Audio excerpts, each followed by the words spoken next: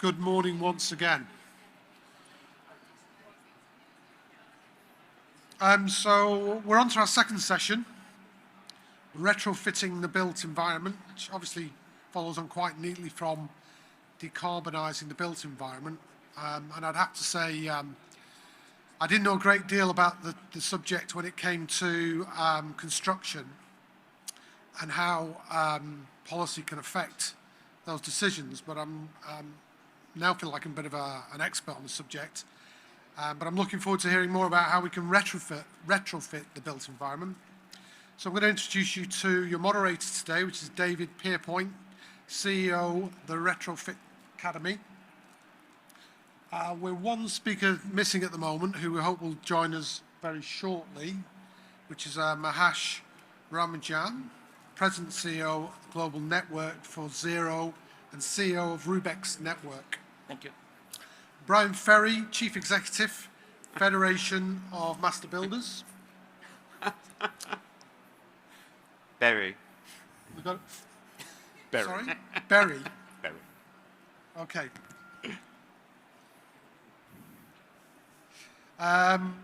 Dorita Belvaqual. Belvaqual. It's Italian, yeah, and Gilles, that's the English bit. Very good. Partner and architect, Fosters and Partners. Simon Alford, Executive Director, Alford Hall, Morgan and Morris. And Jack Sanders, Associate Director, Faithful and Gould. Over to you, David. Thank you very much, and good morning. I'm so sorry to those of you having to stand. We'll try and make this worth your while in terms of it being interesting and vital content. Oh, well, we have Mahesh. That's great. So, hi. So we've done brief introductions to people. I'm just going to set the scene for a minute or two, and then the format of this session is that it's a discussion. The purpose of it is to look at the optimum ways of retrofitting existing buildings and why that's such an important part of decarbonising the built environment. Now, as was mentioned, I'm the Chief Executive of the Retrofit Academy.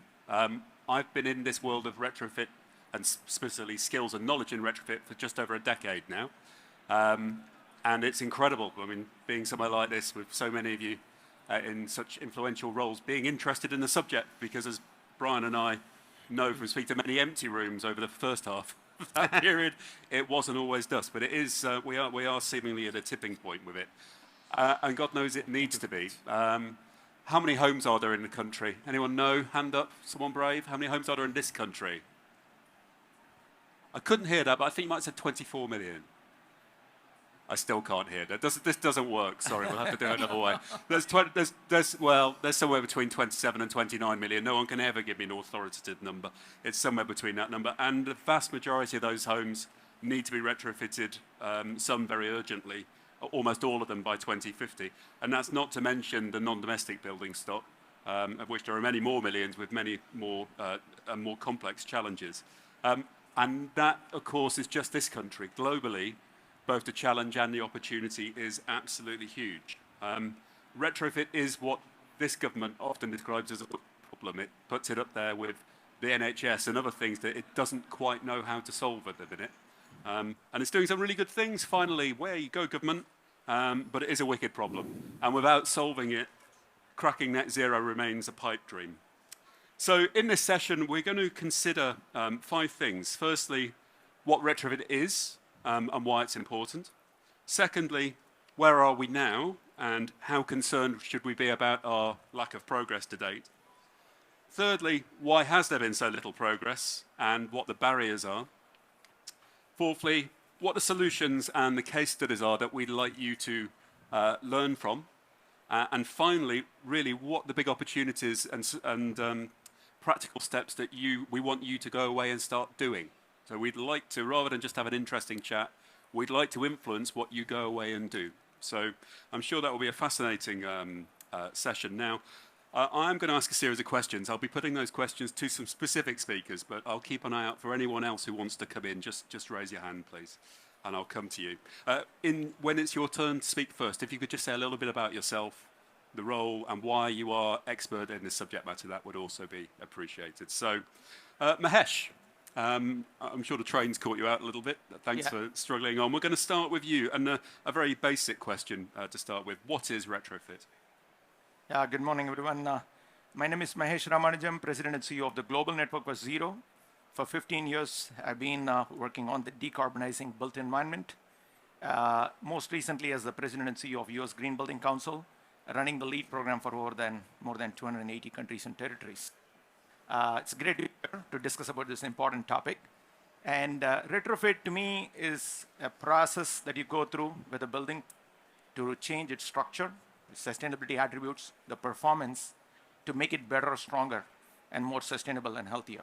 Now, from the perspective of retrofit, why it's important is because this is the message that we all need to bear in mind.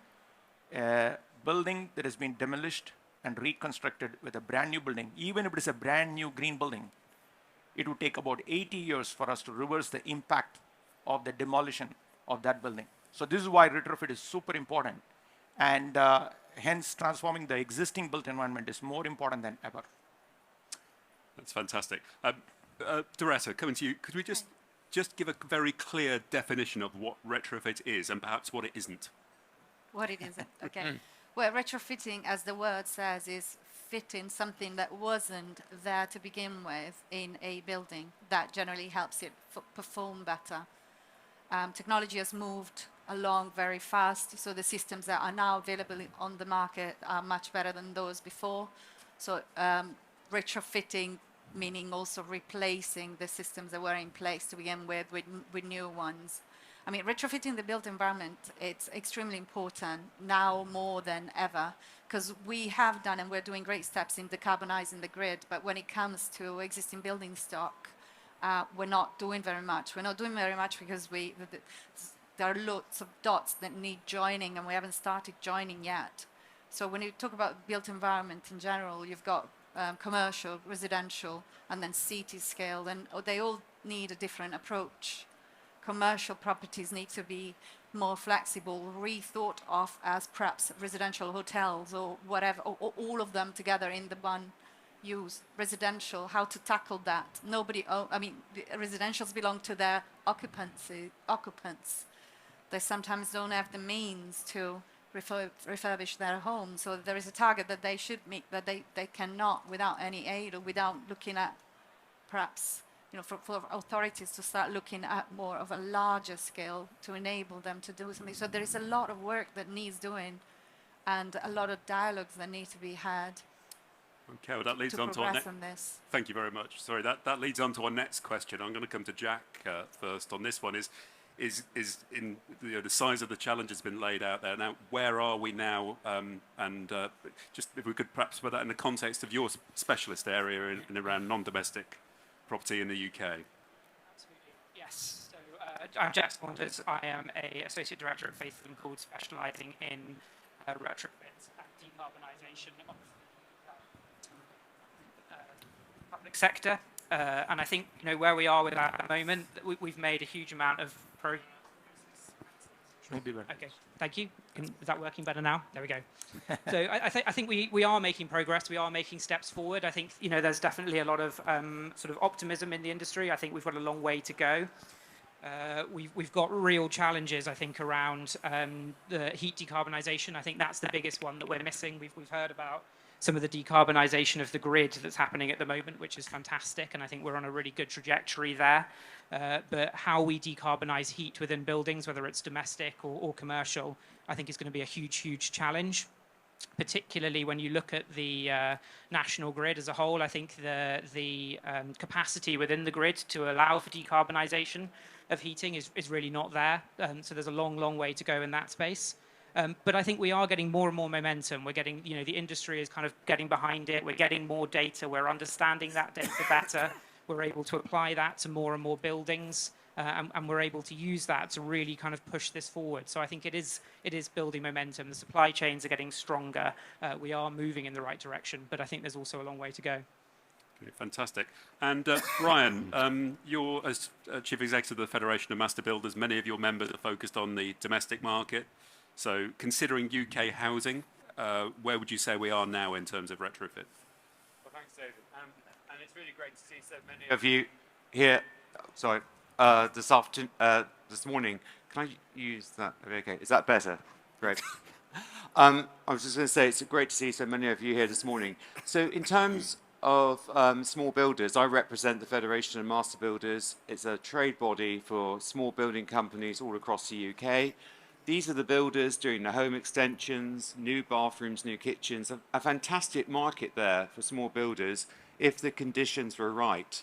So people, when they're having up that new kitchen, they should be thinking about actually insulating the walls, because we have got one of the oldest and leakiest housing stocks in this country. 28 million homes in this country, potentially all needing some form of retrofit. And the government's approach, not just this government, but the previous government, has been very piecemeal. Some of you may remember the Green Deal under the coalition government. It was more expensive to actually use the Green Deal than go to the local bank to get a loan. We've had the Green Homes Grant Scheme, which was introduced and then taken away a couple of years ago. And all this has really created a lot of uncertainty in the building industry, but also for consumers, not knowing who to go to actually get the advice to improve their homes, not sure who to go to and having the work done. So there's a massive need for political leadership in actually challenging the need to upscale our existing housing stock. It should be considered as an infrastructure project. 28 million homes, it would take 20 years plus to actually transform our homes. And that's why the industry has been calling for a national retrofit strategy, a 20-year plan to actually do this in a phased approach. Because our homes contribute 20% of the UK's carbon emissions. We've got a legal target to reduce it to zero by 2050. We're not going to do that unless we start now. Okay, thank you very much. Now, Simon, I'm giving you a bit of a wicked problem here. I'd like you to talk to us about the global picture on retrofit across all building stock. So where are we globally? We're not doing very well. We're not doing that well here. We're not doing that well globally, to be really honest.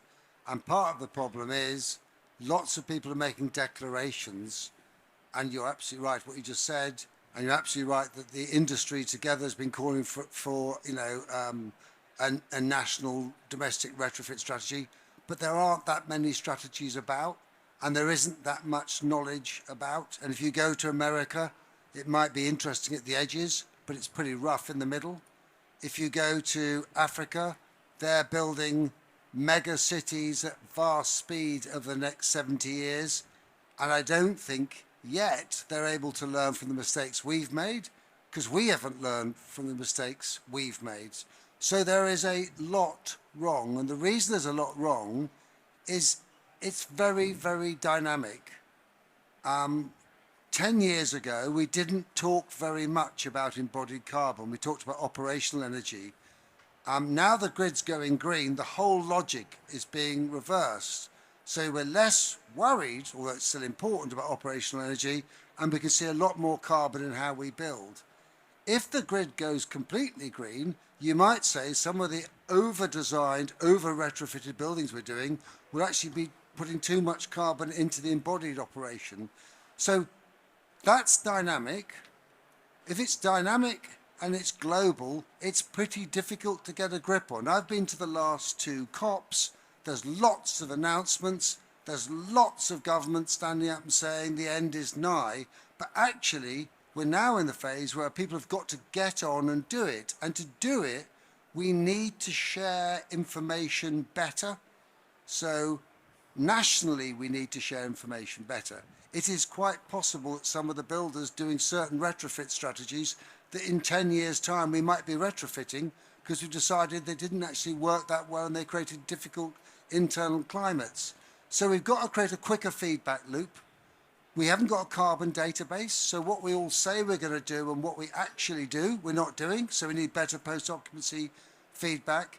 And then we need to get internationally accepted standards. So one of the good things happening in the UK at the moment is the net zero carbon building standard is looking that it's trying to set a reasonable standard so more people can enter regardless of sector, and then they will feed in their ambition and their actual achievements, and then they will be capturing their data and sharing that data back.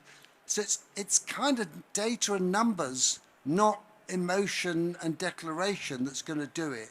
So if I'm honest, it's, as this room shows, it's a massive task. However, one way of dealing with it is for everyone, as you said, to take something away and do things. Otherwise, which is why I don't like the doom and gloom scenario, because it's a bit like one of my daughters said, well, I'll probably be dead by then anyway. It's not a particularly good scenario to be putting out. You've actually got to say to people, this is an amazing planet, and how are we going to work with it? Yeah. And most of what we've got to do is stuff we've forgotten. Land management, water. The reason we have problems with flooding in the world is we're putting people in places where we never built houses. We're normally putting the poorer people in places where we never built houses. And the reason we didn't build houses there is they were vulnerable to natural disaster. There's always been a lot of natural disaster. The trouble is there's more people and they've been put in vulnerable positions. So it's a mega task. But as you've said, there's undoubtedly global momentum, but we've got to turn that momentum into achievement, and we've got to be quite smart about sharing mistakes as well as successes. Okay, fantastic. Well, a fascinating answer, thank you. So moving on now, so we're going to look briefly, I think we've touched upon some of this already, but the question of why we haven't made more progress so far. So as Brian mentioned, in the UK, we had a stab at this in the last decade. It was one of the most epic policy failures, I think. It would go in, sit well in the blunders of the British government handbook, I think, the Green Deal. So why haven't we made more progress so far? I'm going to come to Mahesh on that first, please. Yeah, I think it's very important to recognize for the last 3 decades, the green building movement has done so much of effort to transform new buildings. So you can confidently say that if anybody is building new today, they are almost building a green building, even if they don't want to declare it. But existing buildings have been long ignored, but people have not made the connection that 40% of emissions comes from the building sector. And existing building is a very important piece of the puzzle to actually close the gap, because 97 to 98% buildings are existing buildings. And importantly, a building, once it becomes operational, even the newest building, becomes an existing building. So continued focus on existing building has not been there sufficiently as such, number one. Number two is when you really look at it, because they have not made that connection, no more transformative principles and actions, and most importantly, results have been produced and demonstrated, or at least shared, if one exists. And data and ROI remains a bigger challenge. As much as we have data, but there is no clear articulation on return on investment and how actually it funds existing building projects. The existing building projects have challenges in terms of, number one, they are working on the operational budget, not on the capital budget. Second, they have to constantly balance between low occupancy to high occupancy, because there is inertia between these two boundaries of how an asset performs. And last but not the least, I think we have traditionally prided ourselves in making bold declarations, to your point, Simon, and really making big, bold commitments. But then when it comes to follow through, there is very limited support on the ground. And most importantly, verification and accountability standards have been grossly ignored, because we have not tracked people from declarations to implementation so that we can get to acceleration. So these are 3 significant barriers. And we all touched on UK. I have a global perspective, but I'll touch on a very simple data point. UK has 25% of the homes that were built before 1919, so very old buildings exist in the UK. 1/3 of the commercial properties are almost legacy properties or heritage properties. So when you think about existing buildings, legacy and heritage projects create a new different type of dimension of challenges that you cannot anticipate in the normal existing building. So these are some of the reasons people have not made progress. We're going to come on to heritage buildings lately, but it's a very, very good point. The minister responsible for energy security and net zero in this country recently made a statement. This is for you, Doretta, by the way, just to give you a bit of warning.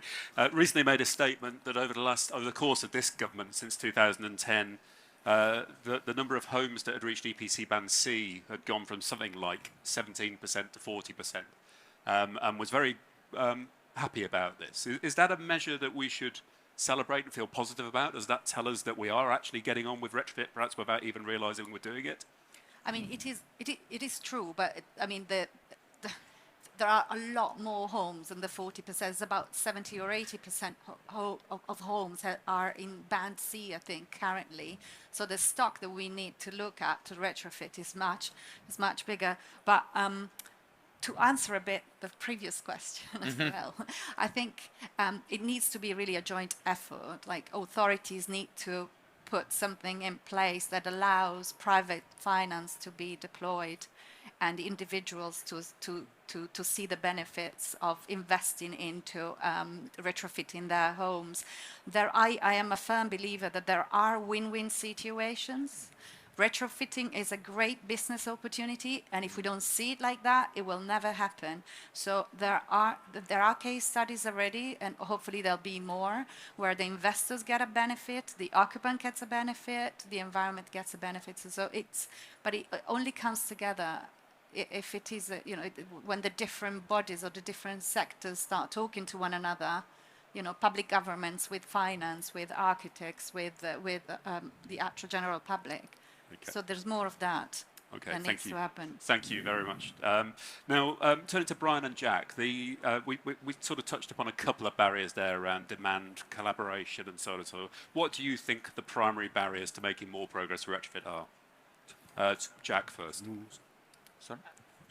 Thank you. Yeah, I think there are a number of additional barriers. I think whilst the supply chain is getting better, I still think that we have supply chain issues. Both in terms of people who can do the work and also people with the right skills to be able to deliver that work. So I think that's a huge challenge that we've got to overcome. I think the funding piece can't be underestimated as well. The sort of balance between CapEx and sort of life cycle costing and how that model and those funding opportunities work, I think is a real challenge for retrofit and creating commercially viable projects. I think the final thing I would say as well, I think, is around going back to the supply chain, thinking about our supply chain ethics.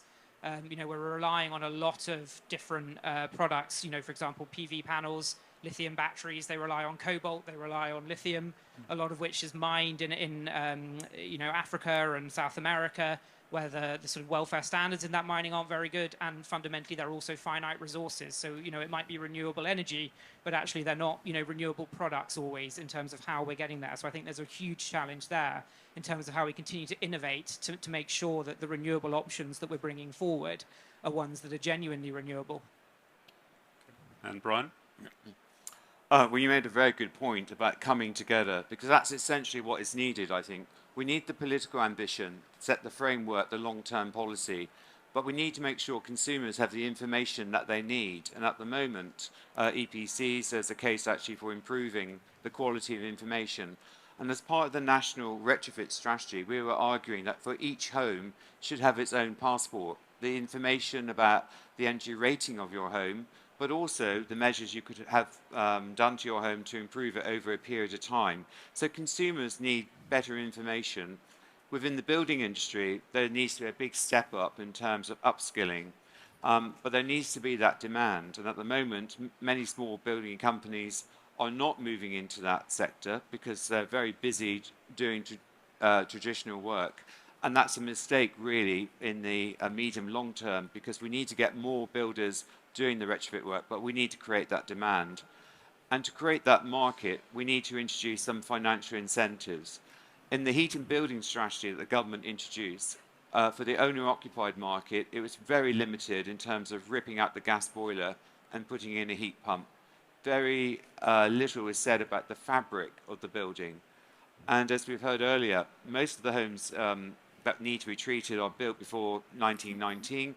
We need to insulate the fabric before we start thinking about putting in the heat pumps. So this joined-up approach is absolutely critical. And what I'm seeing today is just a series of piecemeal initiatives which won't address the problem that we're facing.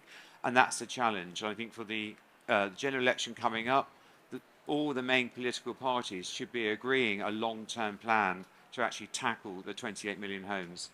Okay, thank you very much. I'm going to come back to this question of fabric first later, see if we do have consensus around that. We're going to move on now to solutions and case studies. Just before we do, just to remind you, there is a Slido in operation. You take a photo of that thing, whatever that thing, a QR code, and the questions come through to me here, and we have plenty of time at the end where I'll put as many of those questions as I can to them. So turning to solutions, so looking at those barriers, we've identified the reasons why perhaps we haven't made as much progress as we want to. Each of the panelists selected a particular area that they feel needs to form part of the solution. We're going to give each panel member a few minutes to talk about theirs. So I'm going to come to Mahesh first on this. He's going to talk about standards and education. Yeah, I think the most important thing is to really have a standard, a set of best practices that existing buildings can follow very easily. I believe Simon touched on the net zero carbon standard, not trying to do everything, but trying to give the minimum for people to get started on existing buildings. So I think every existing building must at least have a roadmap, a baseline, and most importantly, understand what it takes to actually arrive there. That is what you can use to educate your stakeholders, owners, occupiers, and of course the operators. The second part of that is to really think this in an incremental way, because transforming an existing building is not going to happen like a new construction project. So you have to have the patience to develop a plan that will happen over a period of time, but you're always advocating for daily continuous improvement, because I advocate for a million incremental consistent steps rather than one moonshot or two moonshot goals that may eventually happen. So that is the second part. And third is data, data, data, ROI data, operational data, and most importantly, occupant satisfaction data related to a building that has been retrofitted or not. I believe that these three aspects are very crucial to get started, and most importantly is to actually stay on the track and really achieve the goal with a long-term view. Fantastic, thank you very much. Coming next to Simon, please, on radical reinvention. Yeah, look, let's be clear. What we're talking about is something that we've sort of invented in the last century, which is whole-scale demolition, mass consumption, and reconstruction. Historically, buildings were continuously recycled and rebuilt. So the throwaway society is a sort of post-Second World War, oil and gas-fired consumer boom. So Doretta City, Mantua, I mean, they've been retrofitting it for about 1,500 years. So this wouldn't be a new conversation. So that's important to remember. Secondly, we invented suites of technology that change the way we perceive how we should live, right? So we have a thing called air conditioning. We all get used to a kind of constant air temperature. We don't put on big coats in the winter. And actually, we should accept much different gradients. So those are sort of fundamentals we've got to do. And so my point about it is whether we're designing a new building or making an old building, we should be thinking about, there's a great saying, not mine, wish it was, long life, loose fit, low energy, yeah? The building has a long life. Loose fit, not so it's useless, but so that other people can come in and use it in different ways. And then the low energy is both in the adaptation and the operational energy, you're driving down consumption. So we recently won a Test of Time award for a university in Amsterdam. It was a 1 million square foot chemical lab designed in 1968, built in 1980, original architect still alive, quite a lot of politics, and our job was to turn it into a social and behavioural sciences building. We had to re-engage it with the city by throwing some of it away. We had to kind of retain all the lift cores and stairs. We kept all the structure. The reason we could reinvent that building as a microcosm of the city around and reconnect it to the city was because it was generous. It wasn't squeezed. It had volume. And volume works in a very simple way. One, we're growing a bit, so it caters for that. Two, you get different air temperatures within a room, within a volume. So it might be 28 at the top, but it's only 24, 25 in the summer, you know, at head height. So we should be thinking about that, whether we're retrofitting or building new, we should be thinking about this idea of a pie chart of the building. And that pie chart is actually where do you spend your energy in actually designing it? About a third of it's in structure, yeah? About a third of it is in the cladding and services, and the rest is in the fit out and occupation. We need to think about that. We need to think about less dramatic change of buildings. So you're not continuously coming in and starting again. You know, the whole world of consumer fashion has driven us, you know, into a difficult place. You know, so the circular economy is quite interesting. You can go to Lascaux in London and find amazing things that no one wants, that you couldn't afford to build now. So I think this is a really exciting and promising time, but you should always be thinking about, you know, I don't need an extension. I just need to change the way I live in the house. Yeah, there's a tremendous rush to build as a solution. The solution might be like a school. Yeah, schools are only used for 8% of the time of the year. So you have a school and a community centre and a library. Why isn't the community centre and the library in the school? Why isn't the school working from 7 in the morning till 10 at night? Why are the sports fields closed? Yeah. So there's so many things you can do to make everything we've got work harder. That's the future, whether it's new or old. Fascinating. Thank you very much. Doretta, would you talk to us about technology, please? Yes. To pick up what you were saying, data is crucial. But what's more crucial is how you read the data. And not only how you read the data, but how do you then communicate your findings to someone else? I mean, a lot of our clients, they've got lots of data that are given to them by ESG companies, by their, investors and whatever not, but they struggle to visualize the data. So what does it mean I need to achieve that target, but how do I get there? So luckily, the BIM technology, the BIM technology has evolved so much that from a BIM model, we're now able to extrapolate quite a lot of information, also relative to the embodied carbon, which is again crucial for road mapping, how you get to net zero. So yes, I would say BIM is definitely, at least for our sector, has been a massive step forward. And again, it's a tool, so it's all about how you use your tools. But I think majority architects, all of our colleagues, have been starting to use that tool well in getting as much info as we can to then start defining what as I said, the roadmap could be for each and every building, because every case is different and every country is different. What's achievable faster in the UK is not achievable just the same in Saudi. Saudi might have, different kind of low-hanging fruits that one has to kind of try and get to. So yeah, technology is key to achieving that target, whether we like it or not. We need to use it. Every building in every location is different. It's Yeah. fascinating. Brian, in terms of policy, what do we need from policy? Well, going back in terms of policy, I do think there is a need to actually implement a national retrofit strategy. We need a long-term plan. But in the absence of that, the industry is actually stepping up. So this year, the industry has come together to create a national retrofit hub. So it's been a small group of people who have come together, tried to coordinate what is happening across the country, because there are some really good examples of retrofit in Manchester, Birmingham, and the Welsh Government is taking a strong lead in terms of retrofitting social housing. This is all happening to some degree in isolation. So the National Retrofit Hub is actually trying to signpost, share best practice in the absence of the government actually showing the leadership that's going to be needed actually to push this forward. And I think that's a good way actually to get the industry thinking about the market opportunities. We know from research that we did many years ago that for small builders, the potential market is worth up to £6.5 billion a year. We just need to get the framework right, and that means creating demand. In other European countries, Germany and France, they've introduced a range of incentives to kickstart the retrofit market. We've seen, as I've mentioned, very, very limited help there for the homeowners in this country. What there is mostly on the social housing, which is good, but we need to get that into the owner-occupied sector, bearing in mind that's 2/3 of the housing stock.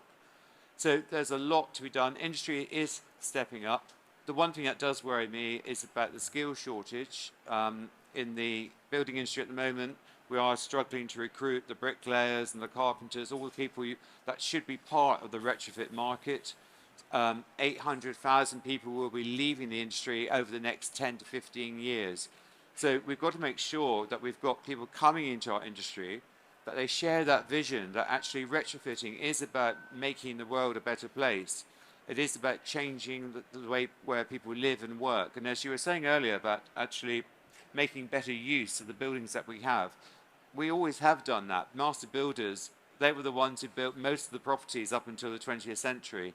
We need to somehow re-engage with that and think about the long-term lifespan of our buildings. And that's where I think retrofit has a great opportunity to learn from previous experiences, but also from other international comparisons. So my message, I know I keep repeating it, but it is about joining it all up, because at the moment it is so piecemeal. Fantastic. And finally to Jack on soft landings. Thank you. Yeah, I mean, I think that's the perfect handover, really. So what I want to talk a little bit about is from a lot of the projects that we've worked on in the past, one of the big challenges we see, and one of the reasons why retrofit quite often fails, is because there's a big disconnect at the moment between the people designing and bringing in the retrofit solutions and those who then actually end up using that building, occupying that building, and are responsible for the facilities management, etc., going on within those buildings. And I think it ties across a lot of the points that we've talked about here, but it's about really bringing that collaboration in right across from design to in use, thinking about the whole life of the asset, thinking about where all of the data points can come from in that journey, making sure that those are all being tracked as you move through the process. I mean, if we look at the REBA plan of works, how do you make sure that at each stage, as you move through your design and delivery, the design is adhering to the original goals of the project, any KPIs and metrics that you set up against those projects are being met, that the building is going to be fit for purpose, and is going to have that flexibility as well. So as you move through the process, it's really important to bring those stakeholders right the way through on that journey. And I think we've seen a huge disconnect at the moment, and often it's the reason why buildings then don't operate very well. I can take school examples. We do a lot of work with local authorities where they've done retrofit in small primary schools, and you might have a caretaker there who's got 100 other things to think about and do at the same time. And if you don't bring them in on that journey, you can make the building as efficient as you like, and you can put in decarbonised heating sources.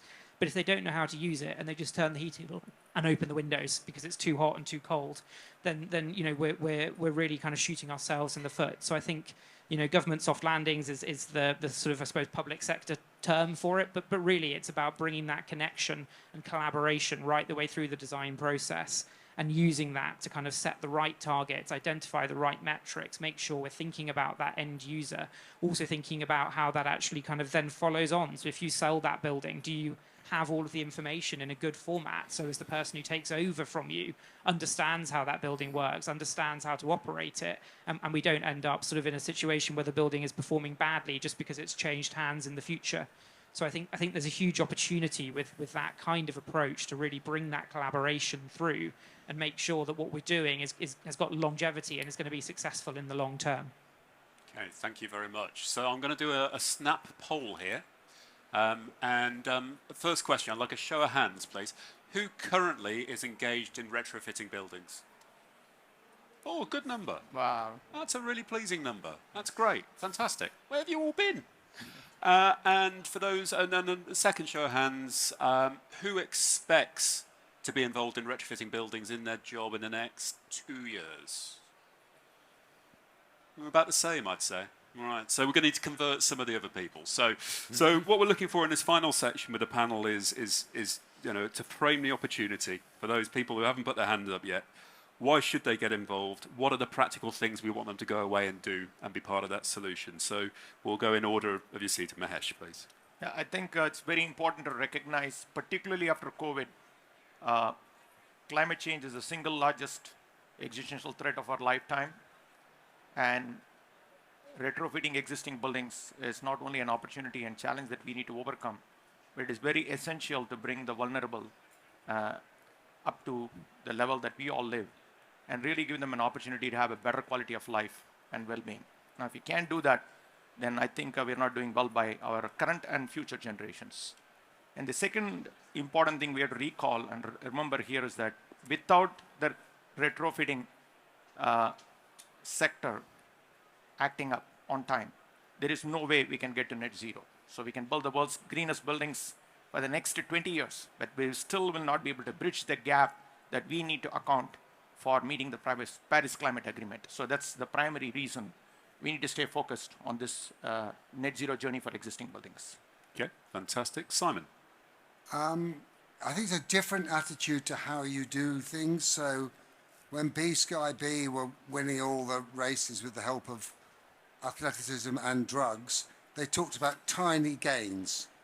And the danger of this world we're in is a huge amount of investment in tiny gains. You mentioned fabric first. So to me, on a simple domestic level, have a more varied wardrobe and allow your temperature gradient to change. Now, that's a very serious point. Houses are overheated now, and we all expect to walk around in a constant 21, and it's a bit boring. It's like living in America where the weather's the same. So allow for seasonality, change your wardrobe, and remember all your technology in the cloud isn't in the cloud. It's in big data processing sheds consuming vast amounts of energy. So some of the things we think are liberating, phones are also immensely damaging to one's own psychology, just like emails. So change your outfits every season, use technology less. Okay. Fascinating. Thank you, Doretta. I will continue to change outfits, everything. For me, the solution lays in the in-between across the different sectors. Just walking around the show, that there are companies looking at the heat maps to see where the stranded assets are. There are companies investing into those assets without really knowing how they perform, and then you don't. Once you know it's not performing, you need to go to another body like an architect or engineer to understand what's really wrong with that building, and then to someone else again to visualize what you need to do to fix it, and then to another one again to know how much you need to spend to fix it, only to realize that your payback time is not within your lifetime. But if we all meet halfway, so there is a lot more of this conversation between the different parties, they kind of join hands to try and resolve the issues, and then obviously the authorities being part of the party, it would. I think there would be a lot of solutions that people would be more likely to embrace and set on the journey and start making some positive change. Okay, so we need to invite more people to the party and get them working together. Yeah, and have a bigger room maybe next. Bigger room, yeah. And it sounds, Brian, like you might be the host of the party with your National Retrofit Hub. We could certainly host the party. Builders are very good at parties. I just want to go back to the first point about climate change. That's why we need retrofit. It's not an option. We have to do it. We will not bring down the carbon emissions unless we improve our existing housing stock. So that's the fundamental reason why it's got to happen. But also, we've seen over the winter the number of people in fuel poverty not being able to heat their homes, and that often sometimes gets forgotten. We need to make our homes better places for people to live in. And I take the point about changing your clothes, but for some people, they're not walking around in 21 degrees. They are in unheated homes and suffering as a result of that. And then the third bit would be reflecting back on the building industry. It presents a huge opportunity to raise standards in the building industry. There are too many programs about cowboy builders. It's not surprising because anyone can be a builder in this country. There's no licensing or registration. Retrofit work will require accreditation of building work, and that will drive up standards in the building industry, and that's desperately needed. So I think the retrofit agenda is going to benefit society and the economy on so many different levels. What we need to do is get started and get it moving quicker. I think it is changing. Over the last couple of years, we're seeing a lot more interest. General election coming up, we all need to be shouting about it. We need to make sure that our politicians are putting it in their manifestos and they're really seriously committed to a long-term plan. Okay, fantastic. And finally to you, Jack. Thank you very much. Yeah, I completely agree with everything that's been said. I think there's some fantastic advice there, and I think really what I would add to that is to embrace the data. Really think about your buildings, understand how your buildings are used. Really know them well, and then come up with a plan. And I think one of the advantages of retrofit over demolition and rebuild is you don't have to do it all at once. You've got that opportunity to create a life cycle plan. You can look at this up until 2020, 2040, 2050, whatever target you may have or objective you might be trying to reach. And I think that data can really help you to do that. Understand how your buildings work, understand what the life cycle of that piece of equipment is, or how they're being used, and then think about coming up with a plan for that building that's long term.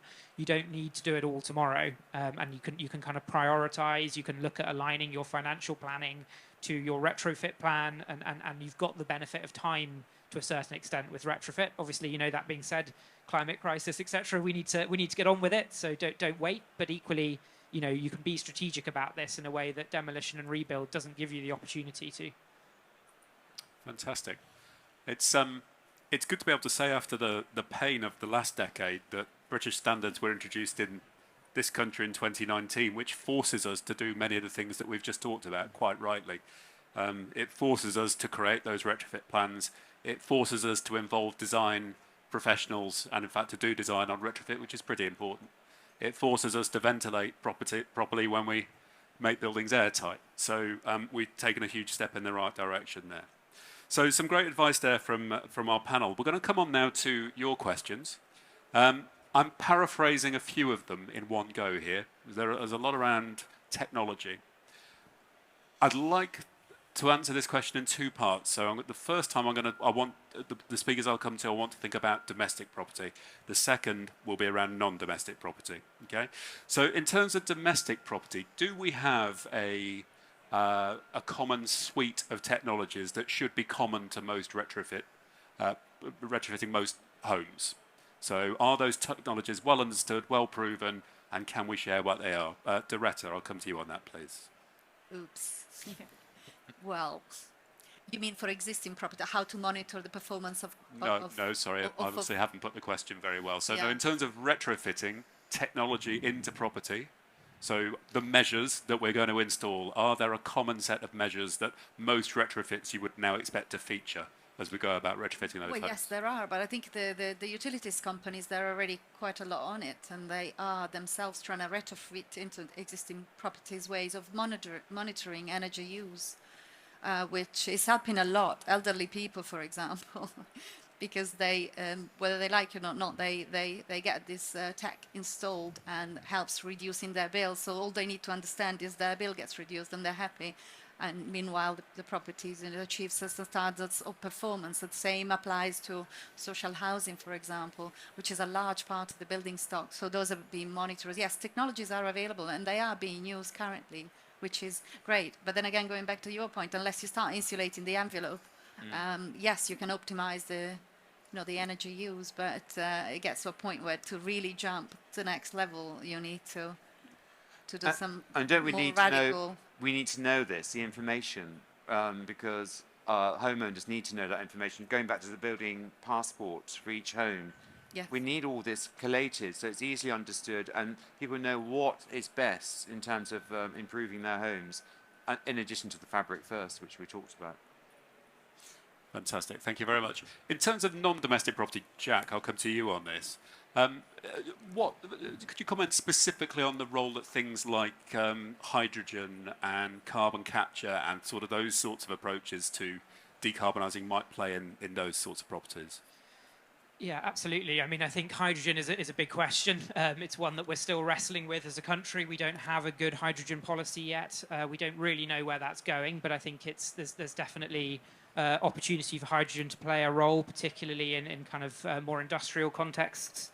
I think that there's a huge suite of technologies that we can deploy on these types of projects. I think carbon capture is one of them, but I think really that offsetting carbon capture piece needs to come last. You know, that's the lowest step in the chain. I think you need to look at your behaviours first. Look at the no-cost measures you can employ.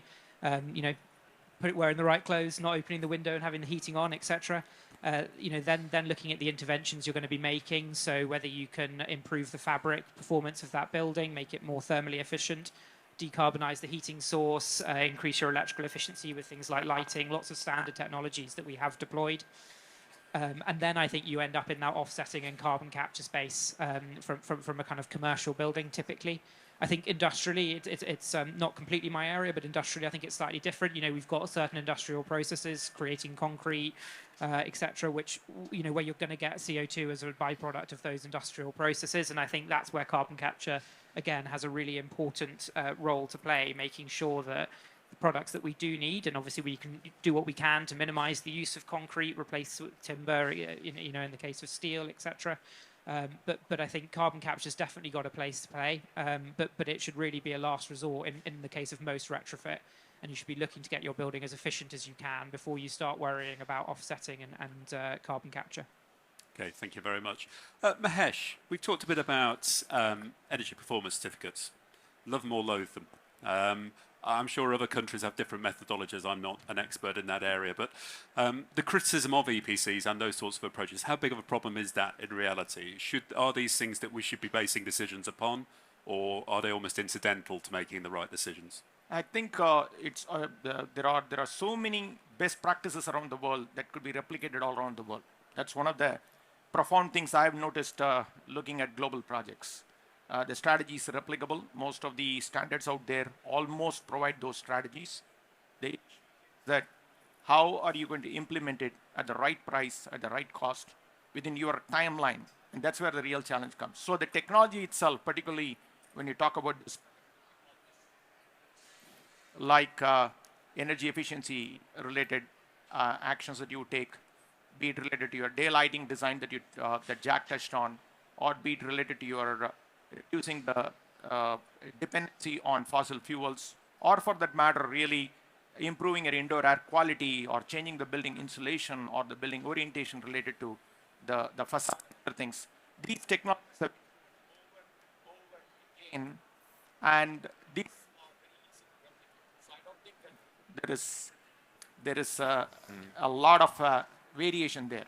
Now, where we have seen issues in the marketplace is that people want more data to prioritize those strategies. So the real challenge comes is that how do you prioritize these strategies and then really decide on what goes first and what goes next so that you can eventually get to the goal. So I would say that around the globe, there are good technologies that are available, pretty much replicable. Okay, thank you very much. Simon, if you were a mayor of a major city and you were trying to drive forward with retrofit because you believed it's the right thing to do, what would your sort of approach be? What piece of advice would you give those city leaders on what they should do first? And could you give any examples of projects that you've worked on that you could point to as the way forwards? I think one of the things you got to remember, this is big picture stuff you're talking about. Tax. So we talked a lot about regulations, but we have tax on existing buildings, VAT. So you rethink that, you've taken some money off the government, but you've released some money for the domestic project. I think we need to think laterally about sharing. So we're doing a large office building. Office buildings are net producers of heat. So we're able to dump that heat into the nearby local authority public housing. And it's that kind of thing. Technology, amazing technologies around, but I think the great philosopher, architect Cedric Price said, technology is the answer, what's the question? I think we're in danger of all our cars, if you've got a car, and most of us do, fantastically overperform their use. You can drive them at 20 miles an hour in London without getting a ticket, yet you can go from 0 to 60 in 8 seconds or whatever. And there's this huge computer that no one ever looks at. And we don't want to drive, certainly our domestic or our commercial spaces, into that place. To me, we should be looking more at caves than oil rigs. We are in danger of actually building more and more complexity, and even the most sophisticated building user is not interested in the technology of the building. They're interested in what the building does for them and their teams. So we've got to be very careful. I still think, a heavy mass concrete 19th century warehouse is cooler conceptually and probably physically than the buildings we're building today. So let's not obsess with new ways of achieving what we think we want. Let's start looking at what did we do in history, and actually we've relied far too much on technology as a driver. So yes, let's have the internet, let's be communicating through other means, and hybrid working, all these other interesting things, but let's actually make buildings simpler. I mean, on a new naturally ventilated office building, we've had to put a traffic light on a green day, open the window and you're actually making the building work well. On a red day, open the window and you're throwing energy away. But that's pretty simple stuff and people can get it. But we've got BMSs and M&E kit, 40% of our building budget. None of us know where it goes. It's a big black hole of technology. So technology is not the answer. It's the technology of passive design in all its forms that we should be addressing. Okay, I agree with you about BMS systems as a previous user. I think we're now moving to any closing remarks. So I've tried to cover as many of the questions as possible there. I would like to bring us back a little bit to that final point of what we want someone to go away and do. And you made some excellent points, but could I just ask you, having reflected on the whole conversation, in a sentence, what would you like people to go away and do, or share any other thoughts you have with us? And again, we'll go in order. Sorry, Mahesh, you keep getting picked on to go first. Now, for me, it's simple. Establish a plan and stay the course by taking incremental, daily, consistent action. Great. Wow. You're really good at that. Thank you, Simon. Think about how you can do very, very little to improve the quality of what you're doing by conceptualizing things. How do you want to live? What will make it better? Can you do that without, adding anything to the embodied or operational story? Fantastic. Doretta? Yeah, for me, it would be how to do a lot more with very little. I mean, sustainability is, for me at least, is doing the best you can with what you have available. Just as simple as that. So if we start with that frame of mind, then I think we could do quite a lot more. Fascinating. Brian? Yeah, very simple for me. Go out, be a champion for a long-term plan, a national retrofit strategy. Go and speak to all the politicians, get it in the manifesto. Let's see it in the next government. Fantastic. And Jack? You will need the mic. I think for me, the big thing is go and engage with your stakeholders, understand your building users and get to know them and get to know what they need and what they want, and then come up with a plan that fits that. Okay, well, I was at a briefing with the shadow minister, effectively the shadow minister for retrofit from Labour, who was talking about a 10-year, £10 billion a year retrofit programme across all tenures, all types. So perhaps we may get some of those things that Brian in particular has been calling for. The last thing to do is to thank the panel. Thank you very much. A round of applause, please. Thank you to those of you. Oh, it's a great round of applause. You were very good. Thank you to those of you who stood and sat on the floor. And please go and make yourselves comfortable and have some lunch. Thank you very much. Thank you. Thank you.